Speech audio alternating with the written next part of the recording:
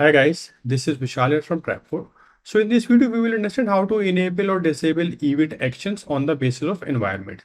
So Trapcore supports multiple environments by default, but you get like a preview environment and production environment. So preview is when you are testing your application, building it, and production is when your live users are using it. Apart from that, there are several more environments like beta, alpha, which are not available by default, but those can be enabled, right? So let's see how we enable or disable something in a production or a preview environment. So I have a simple form which creates a collection, a product collection item, and then after it makes an API call to Airtable. So here is this action which saves the data and then makes an API call to Airtable, and the data gets created on Airtable also. Okay, so let's just run it. So as of now, I am checking it in preview. So I'll say preview product, let's say product, some date, some percentage. Okay. Here table, the data is created. So let's go and check. So if I go to my product table, the preview product is created, right? This is my production environment. So here in the URL, there's no preview. So this creates the data in some other table, which is this production environment. So this we have covered in a separate video, that how you can segregate API calls, so that one API calls another table in an environment and the same API call another table in another environment, right? So let's create another product. Let's say PR1, some percentage. Okay, submit. So this will again call a Airtable API and save the data. So PR1 is created here and the preview environment product was created here. Now let's say I don't want to call this API when I'm testing or when I'm in preview environment, right? When we are developing the application. So let's see how that can be done. So we go here and you see, and there's a flag in action is enabled in preview and action is enabled in production. As of now, it is enabled in both the environments. So I can say just disable it.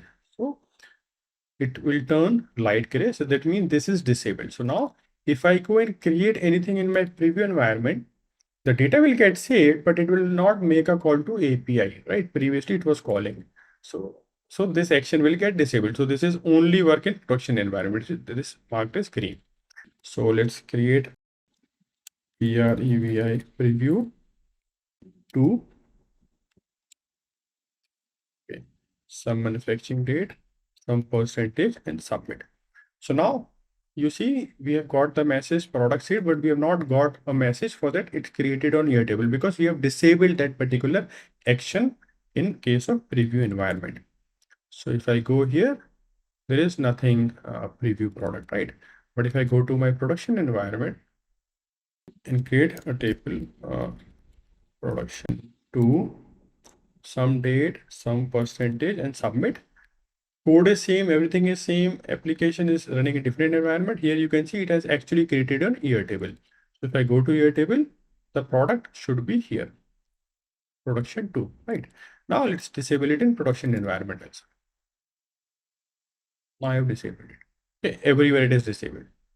If I go to my production, let's say product 3,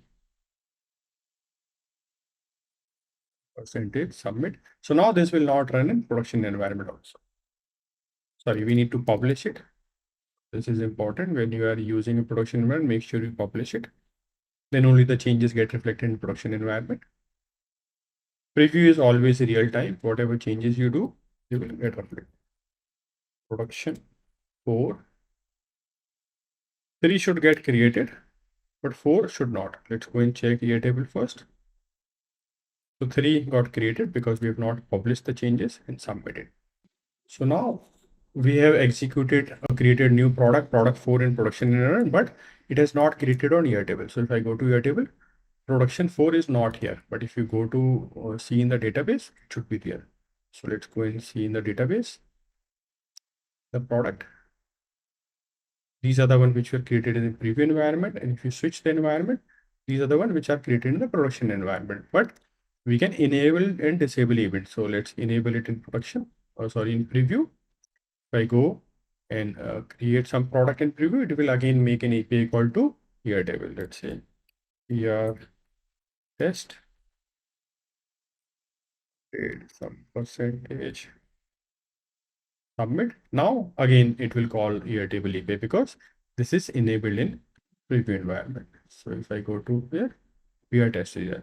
So this way you can actually enable or disable actions on the basis of environment depending on your use case. If you don't want to make some unnecessary API calls while you're testing, so you can just enable or disable it as needed. If you are enabling or disabling it on production or any other environment, alpha, beta, just make sure that you publish your project changes. Hope you enjoyed the video. See you again in the next video. Bye bye.